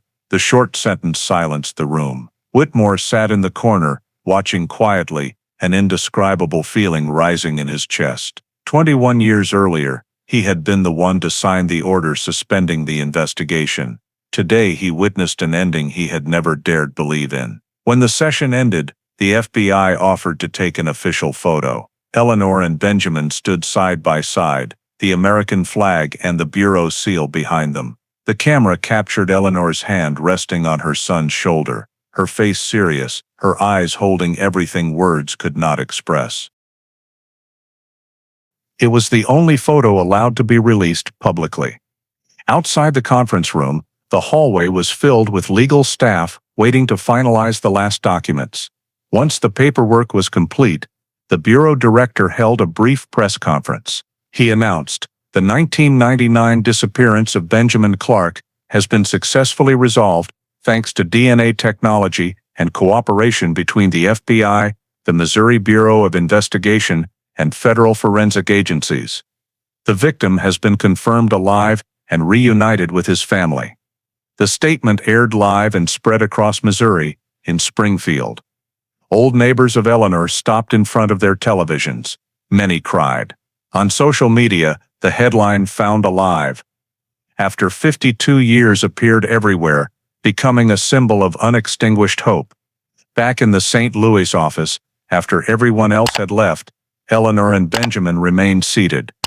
She held his hand, her aged fingers wrapped around the calloused hand of a man who had lived his whole life under a name that was not his. "You can lose many things," she said, "but you can never lose your mother." Those words were not recorded in any report, but they remained in the memory of everyone present that day, like the truest ending to a journey of more than half a century, searching for a person from memory. As she left the room, Benjamin stood, followed a few steps, stopped at the door, and said softly, just loud enough for her to hear, "I'm coming home, Mom." And for the first time in 52 years, the name Benjamin Clark was spoken, not in a missing person report, but in the voice of the man who had carried it through a lifetime no one knew about. Less than 24 hours after the St. Louis press conference, the story of Benjamin Clark spread across the entire United States. National networks led their evening newscasts, with the image of mother and son embracing in the FBI office. The Kieran reading, "Missing boy found alive after 52 years." Front pages of newspapers, endless social media posts, millions of people watching, moved to tears, calling it one of the most miraculous reunions ever recorded. Many outlets described the case as the perfect marriage of modern technology and human perseverance. Within days, phones at the Missouri Bureau and FBI rang non-stop. Documentary filmmakers, television producers, and movie studios all sent letters requesting rights to tell the story. Netflix, CNN Documentary, and Hulu all reached out, offering to partner with the Missouri Department of Justice to produce films about the half-century investigation. In Springfield, reporters who had covered the original 1999 story were brought back to film retrospective interviews. They said they had never seen a case shake an entire city like this one. At Jordan Valley Park, where it all began, local residents left flowers, candles, and childhood photos of Benjamin beneath the bulletin board, treating it as a symbol of hope. TV stations recreated the scene with computer graphics, showing a simulated brown pickup truck leaving the park, intercut with real footage from the press conference. In the first week after the announcement, the hashtags #BenjaminClark and #FoundAlive trended #1 across American social media. Morning shows discussed the value of cold case investigations and how DNA technology was revolutionizing solving crimes. Editorials praised the steadfastness of law enforcement, calling it a rare victory of time over memory. The New York Times wrote, "Not every missing person story ends in despair. Sometimes the answer simply waits long enough for science to catch up. In Springfield, local reporters interviewed Eleanor Clark's old neighbors, people who had once helped her put up missing posters. They said seeing her hold Benjamin again brought back memories of all the nights they searched the park together. She never gave up, one neighbor said on air, and now the whole world knows why. Traffic to the FBI website spiked, with the cold case section receiving thousands of new tips for other cases. A spontaneous fundraiser was launched to support Missouri cold case units, raising hundreds of thousands of dollars in a single week. Meanwhile, the FBI and Missouri Bureau held an expanded press conference in Washington, D.C., attended by the FBI director and representatives from the Department of Justice. They presented the full timeline of the investigation, from the 1999 disappearance to the 2023 resolution. Complete with 3D crime scene reconstructions, evidence photos from Arthur Bell's home, and charts showing how DNA led to the final breakthrough. Whitmore, now 71 and long retired from active duty, was given a seat of honor. When asked how he felt about the case being solved, he simply said, "This job has no miracles. We just didn't stop." The quote was reprinted in countless articles as a symbol of persistence. Media nationwide praised the investigative team, calling it proof of the power of federal-state cooperation and technological progress. Forensic science journals analyzed the FBI's forensic reconstruction process as a model for other long-dormant cases. Criminology students at universities across the country were assigned the full case file as a classic example. The Missouri Bureau became the center of attention, receiving thank you letters from law enforcement agencies nationwide. The governor issued an official statement praising those who refused to let justice be forgotten. Though Eleanor Clark avoided the press, she received thousands of letters from all over the country, many saying her story had restored their belief in even the faintest hope. In Springfield, the city council voted to name a small road near Jordan Valley Park, Benjamin's Way, in memory of the case that had become part of local history. At the Missouri Bureau, a copy of the case file was placed on display in the Cold Case Archive as proof that time can delay justice but cannot erase it. The press called it the file that rose from the ashes. Public admiration focused not only on technology but on human perseverance of a mother who never gave up, an investigator who never let go, and scientist who turned a single strand of hair into testimony of the truth. At the end of every broadcast, the image of Eleanor and Benjamin was shown again, sometimes without narration.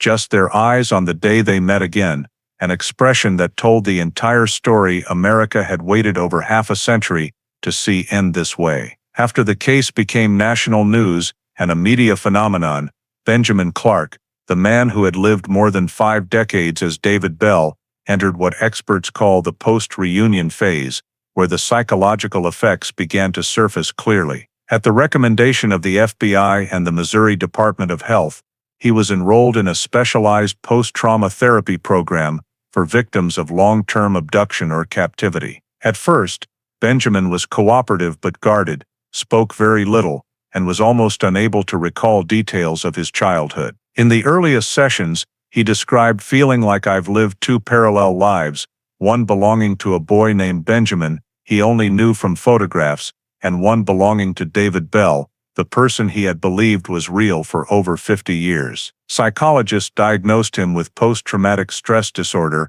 accompanied by mild dissociative identity disturbance. Symptoms included insomnia, recurring nightmares, anxiety triggered by loud noises, and exaggerated reactions to words like home, father, or child. A team of 3 psychologists and 1 neurologist was assigned to follow him directly, using controlled memory recall and cognitive reorientation techniques.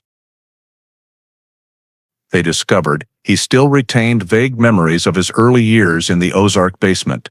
Dim yellow light, footsteps on wooden floors, and the metallic clank every time the hatch opened. Most memories after that, however, were blocked, replaced by fragmented images he could not distinguish as real or imagined. In one 6-hour session, Benjamin revealed that as he grew older, Arthur Bell had repeatedly told him his real parents died in an accident and that he should forget everything before that. The story was repeated so often, it became a programmed part of his memory. When the truth came out, he had to confront the fact that both his past and his identity had been distorted. Doctors recommended he join the Federal Psychological Support Center's 12-month victim recovery program, designed specifically for survivors of long-term abduction or disappearance. The program included individual therapy, group activities, and gradual social reintegration. During this time, Eleanor visited regularly, often just sitting beside him in silence. She brought small familiar objects,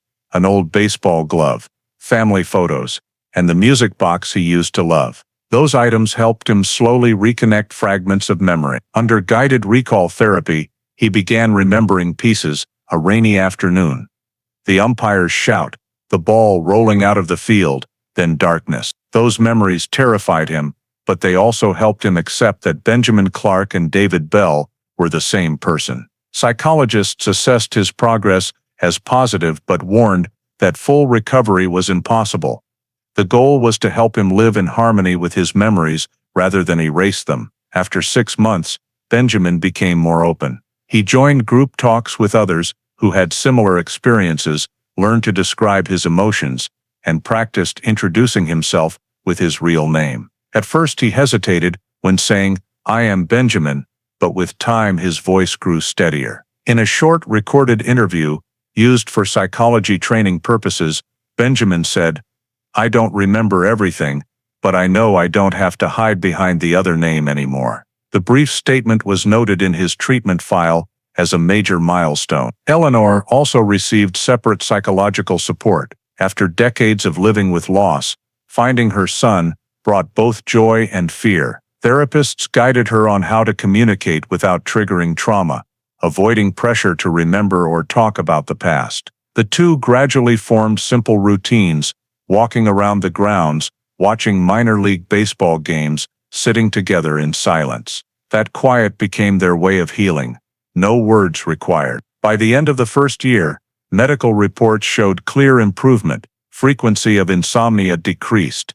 Panic reactions to door sounds dropped more than 60%, and social communication skills markedly improved. He began using his real name on legal documents and enrolled in a survivor reintegration support program. Authorities facilitated a complete administrative identity change, issuing a new passport and all documents under the name Benjamin Clark, while voiding everything under David Bell. Whitmore, though retired, visited mother and son every month, watching them slowly settle into a new normal. In the final note of the recovery program, the treating physician wrote, "Reintegration is not about forgetting, it is about learning to live with what was lost." Benjamin Clark has begun to do that. Springfield welcomed them back, as though welcoming a piece of its own memory. Eleanor's old house was repaired.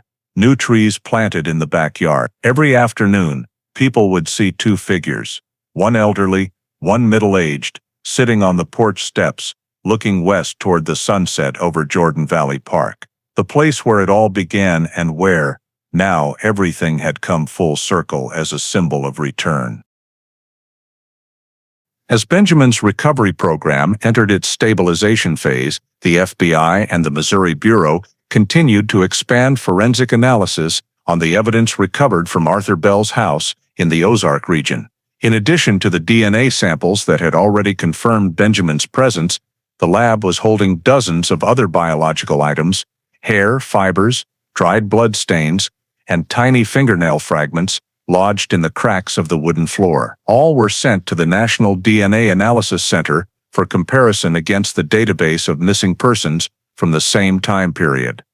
After nearly 3 months of testing, the results showed that at least 3 samples did not match Benjamin or Arthur Bell. One of them, a long, light blonde hair, matched 98% with the profile of a 13-year-old girl named Karen Walsh, who disappeared in Wichita, Kansas in 1987. The second sample, biological tissue stuck to the bed frame, matched 99.4% with the DNA of an unidentified boy whose profile aligned with a 1993 missing child case in Arkansas, a case that had been logged but never produced a body or a suspect.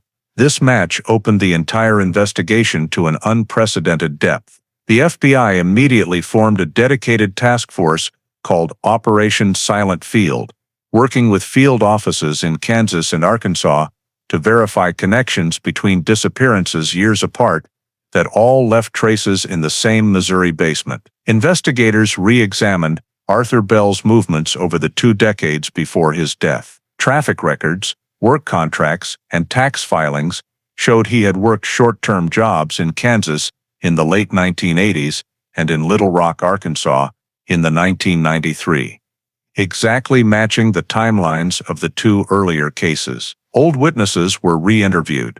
A neighbor in Wichita recalled seeing Bell driving a brown pickup truck around the block where Karen Walsh lived, saying he often asked about the kids in the neighborhood. When shown a photograph, she said it was 9/10 the same man. In Arkansas, local police files documented a 6-year-old boy who vanished near an electrical construction site where Bell had been employed. When the FBI compared the Ozark sample to DNA from the boy's mother on file, the match was perfect. The official report concluded that Arthur Bell was directly linked to at least 3 child abductions spanning 1987-1999. The possibility of additional victims was raised because Bell's recovered journal contained numerous entries about trips and good kids. Some pages listed specific locations: Tulsa, Oklahoma, Topeka, Kansas, Fayetteville, Arkansas, all within his known travel radius. The FBI launched a victim identification campaign, uploading unmatched DNA profiles to the national NAMU system and asking neighboring states to submit missing persons files with matching characteristics. Hundreds of DNA samples poured in over the following months. Forensic psychologists assessed Bell's behavioral pattern.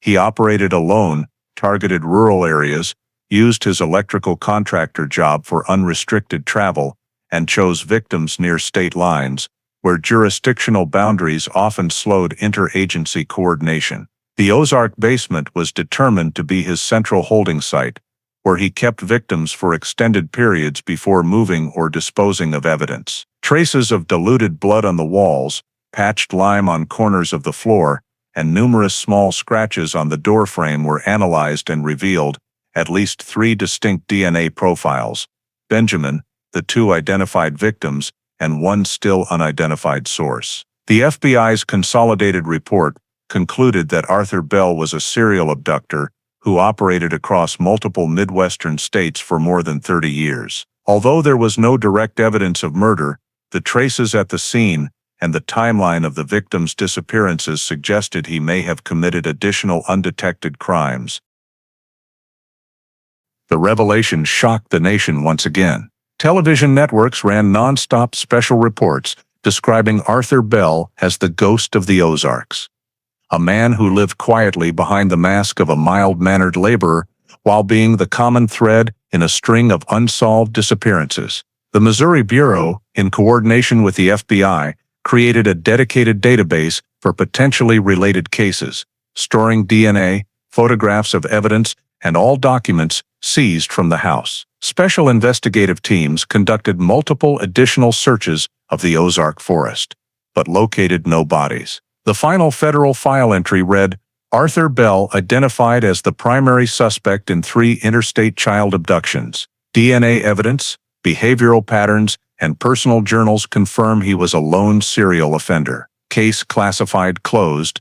Deceased perpetrator." When the file was released at a brief press conference in Washington, many reporters called it a case that linked 3 generations of investigators and closed a 30-year circle of silence. Whitmore, the man who first wrote Arthur Bell's name in a report, told the press only, "We were right from the beginning, we just didn't have the proof yet." Now the evidence had spoken for itself. Bell was no longer alive to face justice, but his victims, the children who had been erased from memory, had finally been given their names back. In the fall of 2023, just months after the FBI released the expanded findings confirming Arthur Bell as a serial abductor, Daniel Whitmore, the man who led the original Springfield investigation more than 2 decades earlier, died at age 71 from cardiac complications. He passed in his sleep at the small suburban home he shared with his wife, surrounded by stacks of old files and a black and white photograph of the Jordan Valley Park crime scene from 1999,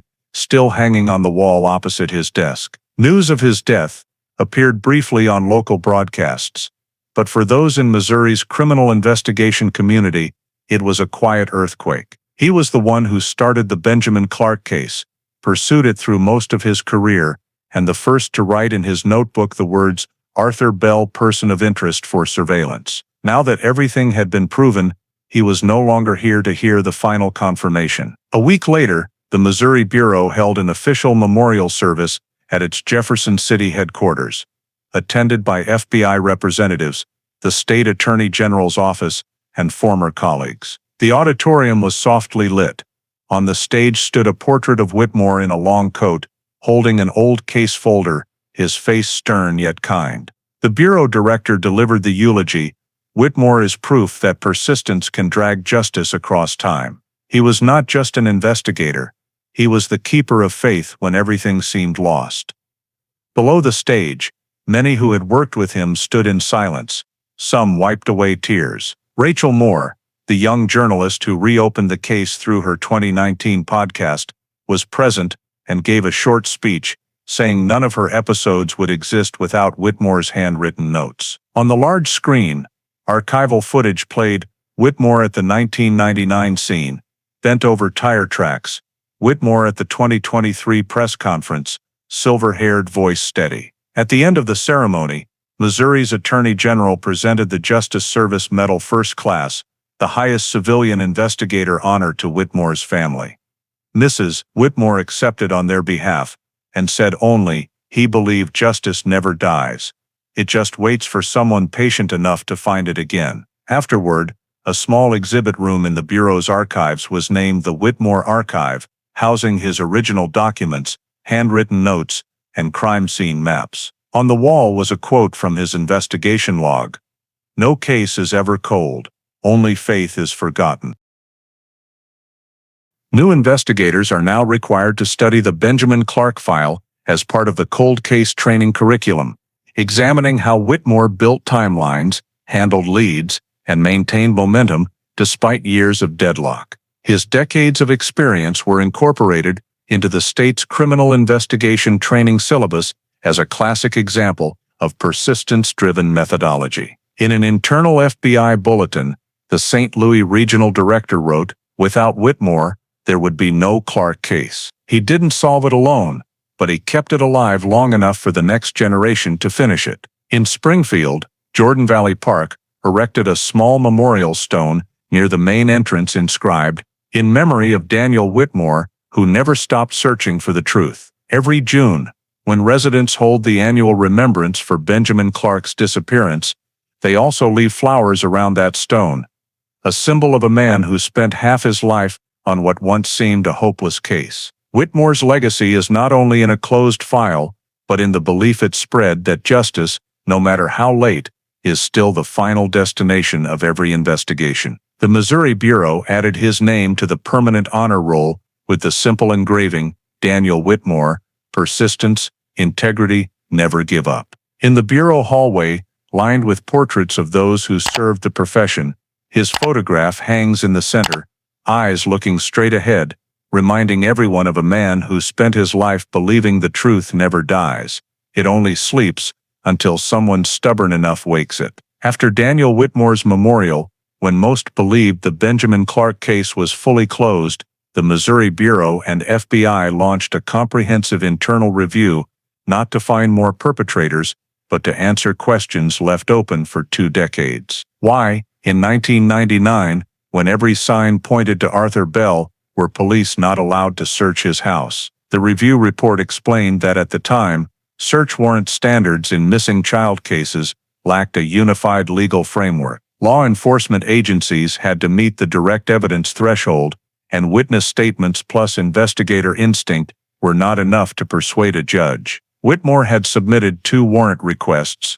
Both were denied by prosecutors for lack of proof of imminent danger. Had the law then included the broader provisions later enacted under the Amber Alert Act, the Ozark house likely would have been searched within days of Benjamin's disappearance. The review team also noted the case occurred 4 years before the nationwide Amber Alert system was implemented. When Benjamin vanished, Springfield police could only broadcast on local radio and print flyers, resulting in a slow, limited initial response. That delay, the reinvestigation concluded, was the fatal gap that allowed the abduction to succeed. The report recommended deeper reforms in missing child protocols, allowing law enforcement emergency search authority within a certain radius when indirect evidence or reasonable suspicion of criminal activity exists, and adding clauses to shield investigators from administrative liability when acting to save a child in peril. Another issue raised in 1999, the National CODIS DNA database was in its infancy and interstate links were fragmented, so samples collected in Missouri were never automatically compared with those in Montana or Arkansas. It took 20 years of technological advancement and unified federal data before Benjamin's hair finally found its fateful match. The consolidated report sent to the U.S. Department of Justice recommended building a fully unified national DNA database with direct links between states, hospitals, forensic labs, and bone marrow registries, with the goal that any biological sample from a crime scene could be automatically cross-checked nationwide within 24 hours.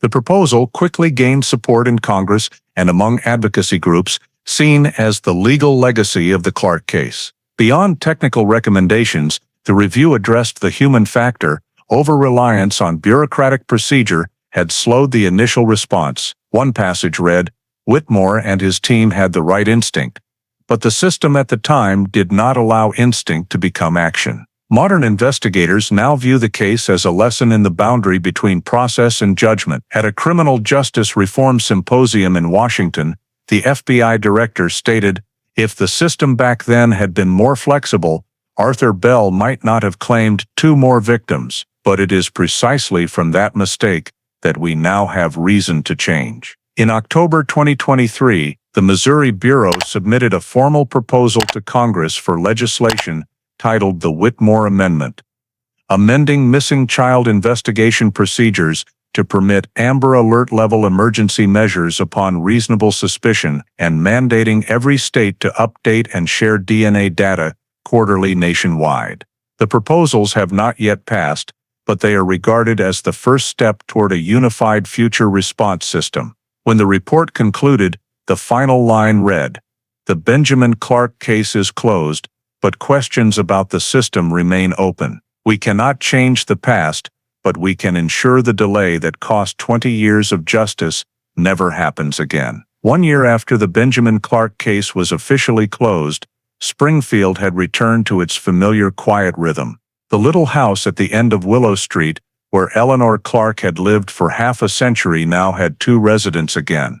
Benjamin, now 59 years old, had moved back permanently to live with his mother. His old bedroom, once covered with a faded missing child poster, had been renovated, but the window still looked out onto Jordan Valley Park, where everything began. Every morning he and his mother walked the park paths, stopping at the trail that led to the old fence line. Springfield residents had grown accustomed to the sight of the elderly woman and the middle-aged man sitting on the wooden bench, gazing toward the ball fields. No one disturbed them. After the media storm subsided, Benjamin's life gradually stabilized. He attended regular therapy, learned to reintegrate into society, and began using his real name on all documents. Government agencies completed every legal step, issuing a new Social Security number, driver's license, passport, all under the name Benjamin Clark. Arthur Bell's house in the Ozarks was permanently sealed and later demolished. The land was turned into a local nature preserve. A small sign was erected that reads, "Here the Benjamin Clark case was resolved," a reminder that justice is never lost. Meanwhile, in Jefferson City, the Missouri Bureau released a comprehensive 432-page final report titled The Benjamin Clark Case 1999-2023. It detailed the entire investigative journey from the first day of disappearance to the DNA confirmation that the victim was still alive, and recorded it as the longest case in Missouri history, resolved through genetic evidence. In the preface, the Bureau director wrote, "This case did not merely close a file, it set a new standard for scientific investigation." A dedicated chapter honored Detective Daniel Whitmore, regarded as the embodiment of persistence and integrity in the profession. On the final page, beside the red stamp "Case Closed, July 2023, was a photograph of Whitmore's 2001 note, "If we haven't found it yet, that means there is still work to do." The report was archived at the U.S. National Archives in Maryland under Resolved Cold Cases of the 20th Century, the first Missouri case honored at the federal level for its contribution to DNA identification protocols. The U.S. Department of Justice also released an official summary affirming that federal-state cooperation, combined with scientific progress, produced an outcome unprecedented in American crime investigation history. On July 14, 2023, the Missouri Bureau held a small ceremony at headquarters to declare the case fully archived. In the conference room, an electronic board displayed "Case Closed, July 2023, beneath a photograph of Benjamin and Eleanor from the previous year's press conference. Attendees, FBI representatives, forensic specialists, and the investigative team stood and applauded. There were no long speeches, only a brief statement from the Bureau director: "The file is closed, but the story will be told forever." Afterward, a copy of the report was sent to the Springfield Police Department for display in its heritage room. Local residents can now view the crime scene maps, evidence photographs, and a 3D reconstruction video of the abduction, all presented as a lesson in perseverance and the value of technology in justice. The state television network aired a special titled 52 Years of Silence, summarizing the entire journey from disappearance to reunion. In the closing segment, the reporter captured Benjamin standing in front of Jordan Valley Park at sunset, red light washing over the old field. When asked for his thoughts, he said simply, "I think justice isn't about punishment, it's about finding what was lost, no matter how late." That sentence was chosen as the official closing line of the Bureau report.